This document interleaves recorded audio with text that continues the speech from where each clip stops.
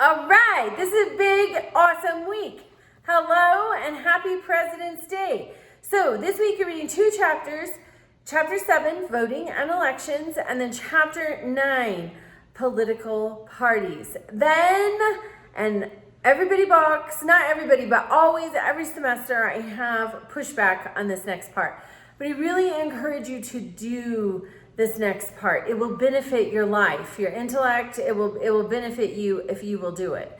So, Tucker Carlson, here's the first round of boos, interviewed Robert F. Kennedy Jr. There's the second round of boos. And so I'm saying B-O-O-S, boo rather than yay. Okay, and so that everybody has a problem with Tucker Carlson. Everybody has a problem with RFK Jr. I have been an RFK Jr. fan for years. He had a podcast prior to his appointment as a Secretary of Health and Human Services. He had a podcast, and I was very much like the naysayers. I thought, I do not want to listen to this guy. I am not a fan.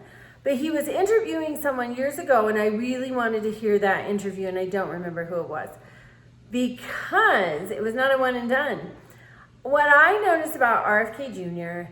is he had at his immediate command just a grasp of an enormous amount of information.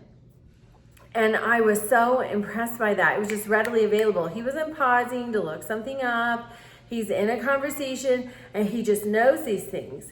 And so what did that tell me about RFK Jr.? It told me he has a tremendous work ethic. And he applies that work ethic to gaining information. And the information he had wasn't junk. And that was my problem with him originally before I listened to his podcast, because he is known as being an environmentalism lawyer. And so I thought, okay, this guy's a whack job who hates farmers. And I live on a working farm and ranch. And so I thought, there's no way we're going to meet in the middle here. But the information he had gained, it wasn't a company line. It wasn't superficial. I agreed with everything he had to say because he had put in the time and dedicated the energy and put in the work to getting factual, real-world information. And I just became an immediate fan. It took one podcast and I was a fan for life. I really have great respect for his work ethic. So, hopefully you do too after this. Because what I ask you to do is I ask you to watch or on YouTube or listen to on a podcast Tucker Carlson's interview of RFK Jr. And it was in August of 2024. I want you to watch and listen to the whole thing. And even if it is like nails on a chalkboard at first, give it a chance. Because one thing, truth resonates. I took a class, it was a literature class years ago, and the professor, we read, a famous novel, and at the end, it was interesting because I was in a huge undergraduate class, and absolutely every single person was touched in some way by reading that book. Well, it turned out the book, which was, 100 or more years old, had been based in part on fact. And that's what I remember the professor saying. Anything based in truth is going to resonate. Truth resonates. So these timeless novels that last for hundreds of years, they're still popular. People are still talking about them, still reading them. There's truth somewhere in there. So I think that will be your experience with this podcast, is you will find truth somewhere in it and it will resonate in some way.